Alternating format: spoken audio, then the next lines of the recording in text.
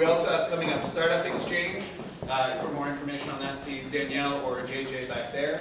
Then Startup Grind. For more information on that, John Morrow can fill you in. And then Startup Surge. Ken, do you have information on Startup Surge? I don't, other than this March 28th.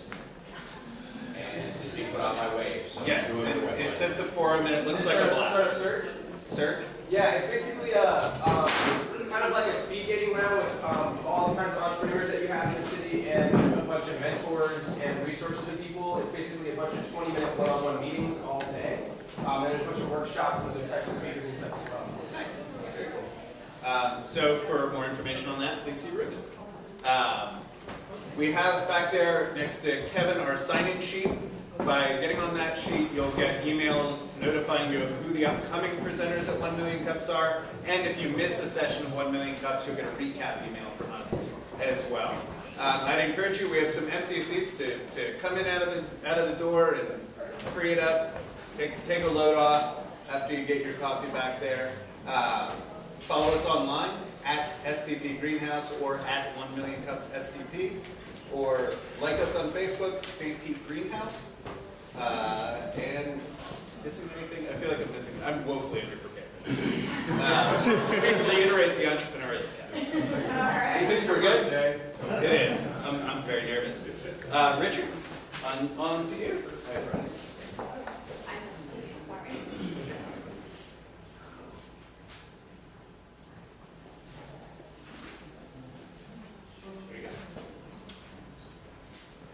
Welcome.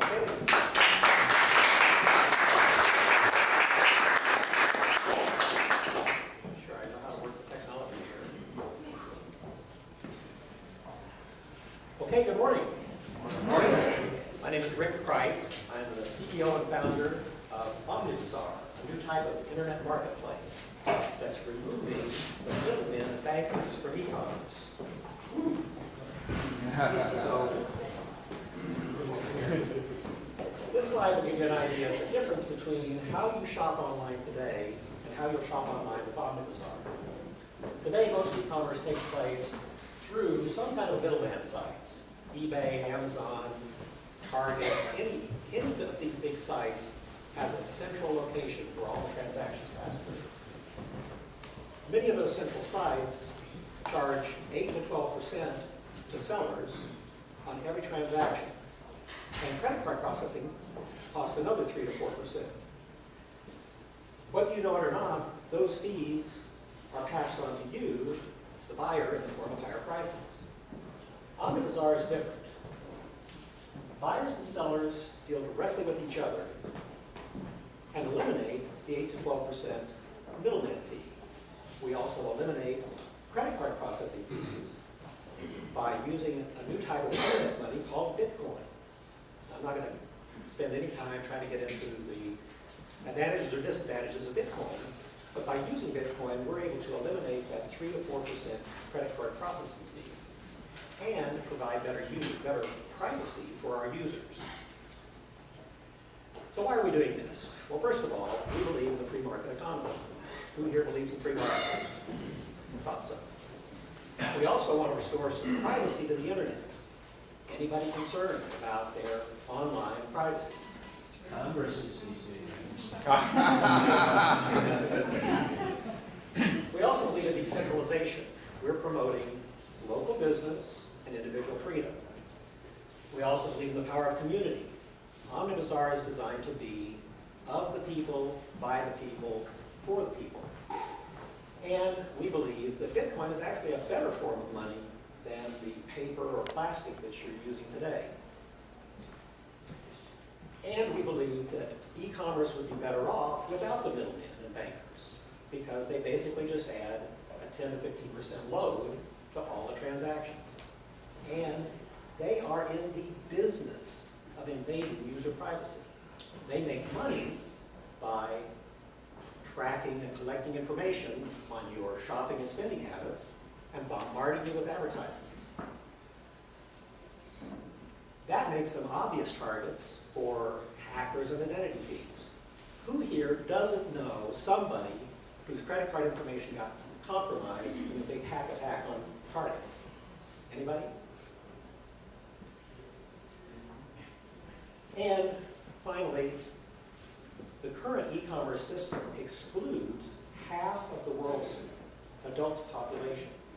2.5 billion people can't do e-commerce even if they've got a smartphone or a computer because they don't have a bank account or credit card. So our solution to that is to remove the middleman by putting together a person-to-person internet marketplace that doesn't depend on any central site, and to get rid of the bankers and credit card companies by processing transactions with Bitcoin.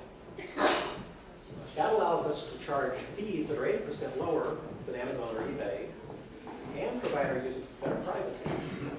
The OmniBazaar marketplace will be run cooperatively by its users, and there will be no central data site to attract criminals. The market potential for OmniBazaar is enormous. The top 3 players in this marketplace, Amazon, Alibaba, and eBay, last year grew at an average rate of 35%.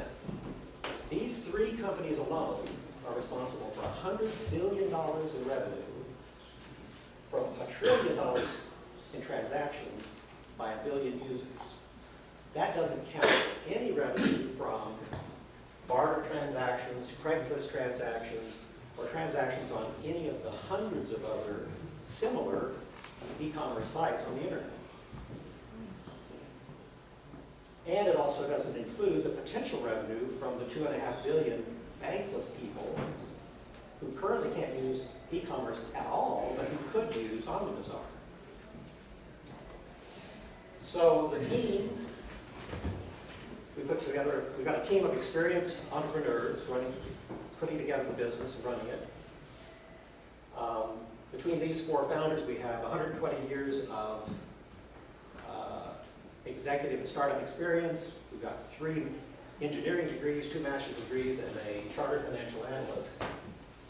So in summary, we've got a multi-trillion-dollar market where we're providing a truly free marketplace with lower fees, and it solves a serious privacy problem.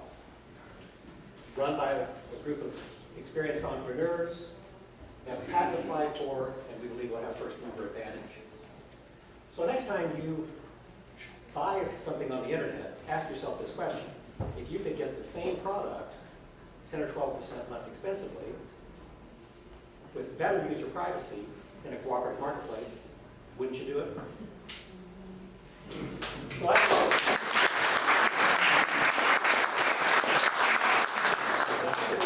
With a 60-second video that recaps this.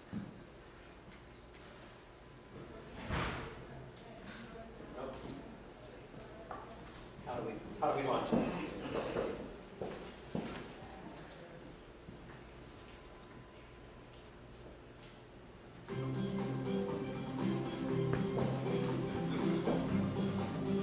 Today, every online shopping site is run by a middleman, a big internet e-commerce company or retailer. And when you buy or sell at one of these sites, they keep track of everything about you, who you are, where you live, what you like, even your credit card information, and use that information to profile you and market to you. These big e-commerce sites are also obvious targets for government surveillance, hacker attacks, identity theft, and credit card fraud. As a result, many internet users are increasingly concerned about these threats to their privacy. OmniBazaar was designed from the ground up to be completely different. OmniBazaar is a private, cooperative internet marketplace composed only of its users.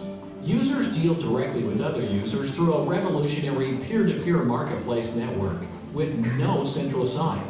There is no middleman to record and use personal information or to track shopping and spending habits. There is no central site for government, hackers, or criminals to spy on or attack. And the peer-to-peer structure of the OmniBazaar network provides users with greater privacy. OmniBazaar users buy and sell directly among themselves without using credit cards or even having a bank account. Payments on OmniBazaar are made using a new type of money called cryptocurrency. Cryptocurrencies, such as Bitcoin, are digital forms of money that are easy to use, anonymous, secure, independent of any one country's currency, and tradable online. Users can start using cryptocurrencies immediately with no registration or application forms, no background or credit checks, no bank charges, and no equipment except their own computer, tablet, or smartphone. Cryptocurrency. Sorry about that. But could we find that online? Sorry, that was the long form of that video. There are two versions. I was planning to play the 60-second version, and we ended up with the 5-minute version. So. Anyway, that gives you an idea. I'd be happy to answer any questions. Just yesterday, a federal judge froze all the assets for Bitcoin, Mt. Gox Bitcoin. So if that's your basis for trading, is that what you say? I like the premise. I'm not aware of this, of the news. That was the largest trading Bitcoin.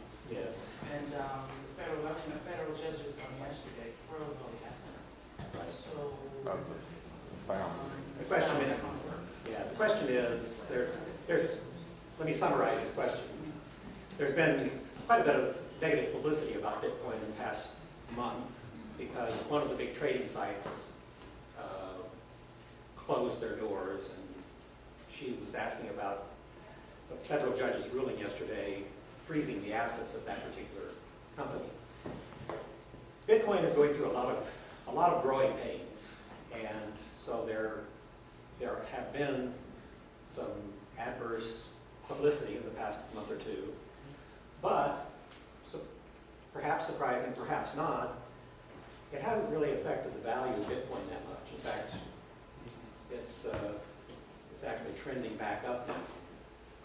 So we believe in the Bitcoin paradigm and the technology behind Bitcoin. So we're moving forward with this because we believe that in the end, Bitcoin is going to be accepted and used widely. Sorry if I missed this, but the individual users still have to set up their own Bitcoin wallet?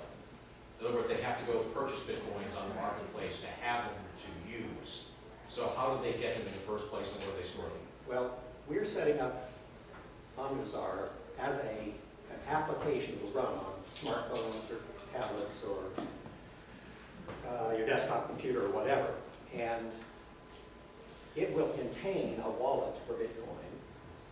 And if somebody wants to get into Bitcoin, is interested in having Bitcoin, interested in dealing in Bitcoin, let's say it's a pizza parlor, all they've got to do is list on OmniBazaar, agree to sell based on Bitcoin, and when somebody comes in and says they want to buy something with Bitcoin, they say okay, and all of a sudden they've got Bitcoin. They don't have to go to a marketplace or go to a company and buy Bitcoin in order to participate. All they've got to do is sell some product or service that they already provide for Bitcoin, and all of a sudden they're into the ecosystem. Now, I've noticed on TV these suitcases from these criminals full of dollars. I haven't seen one yet full of Bitcoins. He's never seen a suitcase full of Bitcoin, but he has a suitcase full of money. Yeah, I'm pretty sure Bitcoin was hacked recently. Maybe 2 weeks ago, they were hacked. Bitcoin was, but Well, what makes you think you're hacker-proof? And I just noticed your Facebook login. Well, the moment you hook up with Facebook, you're going to be, they're going to be able to access as much as hacking is done through Facebook. Well, the Bitcoin protocol itself has its advantages and it has a few little flaws, one of which was recently exploited in this particular marketplace, this particular trading platform. But in general, cryptocurrencies are pretty secure. Bitcoin's been around for 5 years and it's been attacked in a lot of different ways by black hats and white hats both. And we believe in the long run that it's going to be a sound and viable way of doing business. Does that answer your question? Yeah.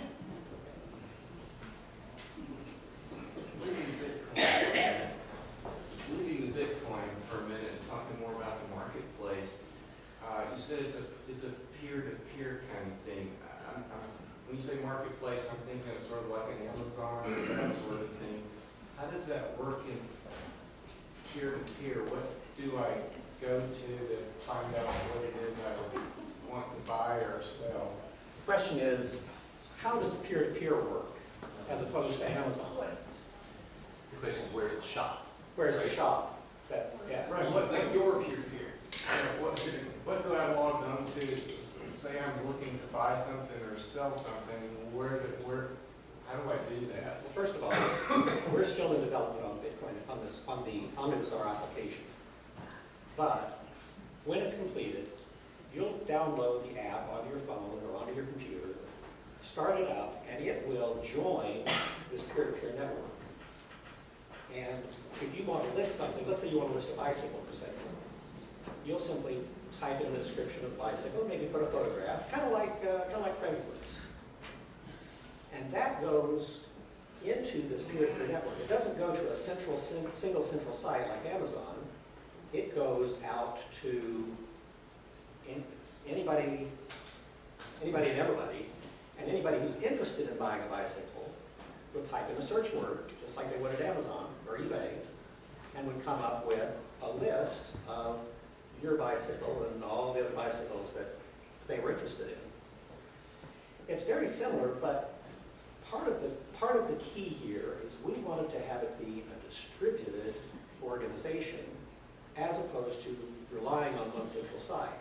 Part of the reason for that is that in a distributed organization, every user is providing some of the infrastructure.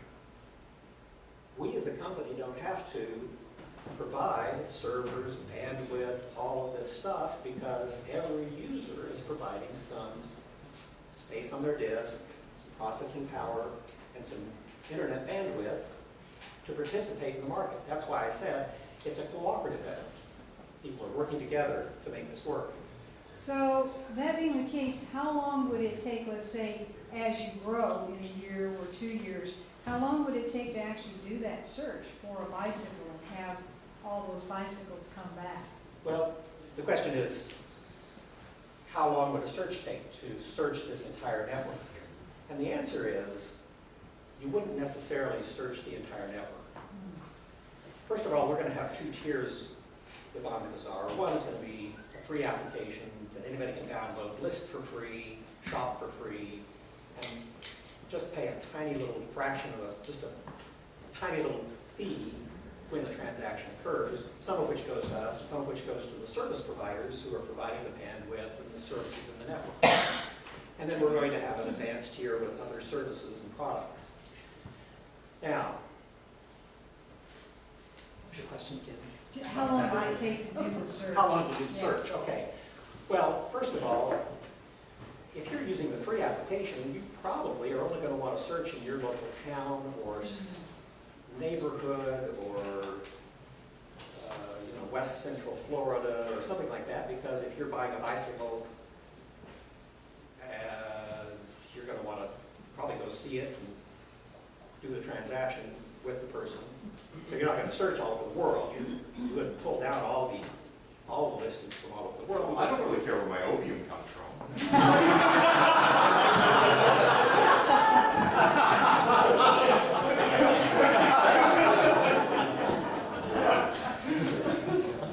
Well, if that's what you're into.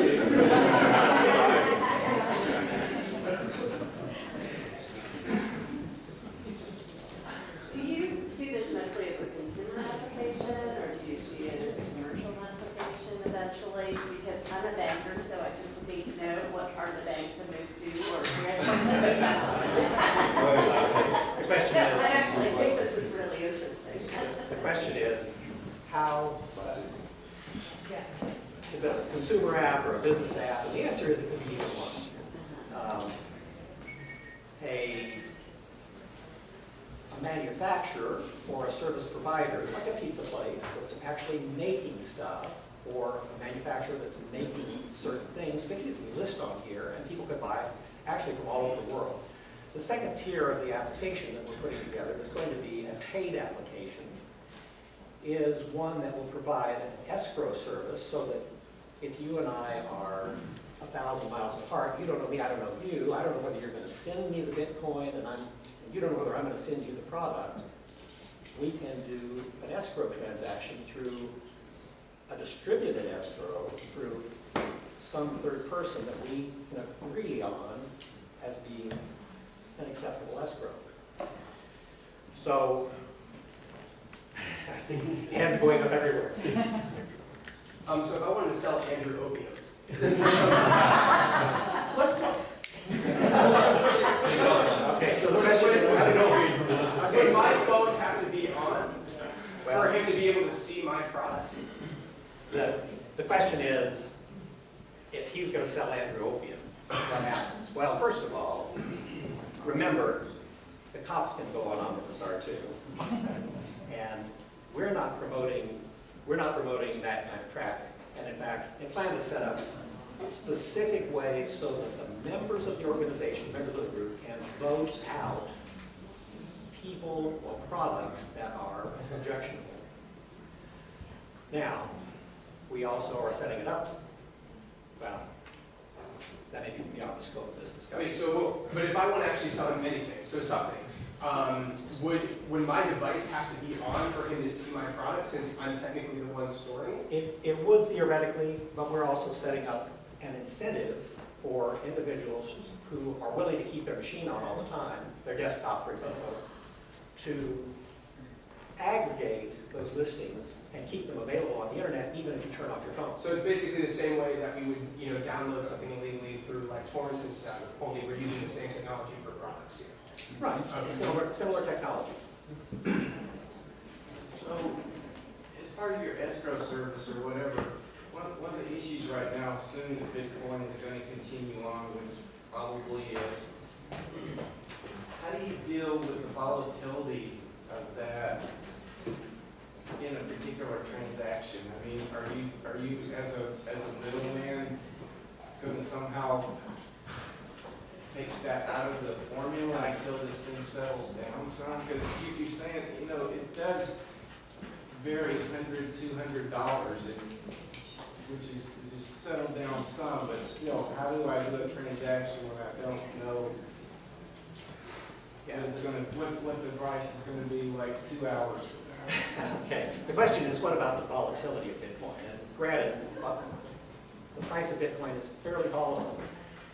The answer is, if you're doing a transaction, if you and I are doing a transaction, and you and I agree on a price, and you and I hit go on the transaction through an escrow or whatever, that's the price we're dealing in. That's the exchange rate that we're dealing in. And so when I get the signal that you ship me the product and I release the money to you, you're going to get the number of Bitcoins that we agreed on, because that's what the escrow has. So I'll hand over.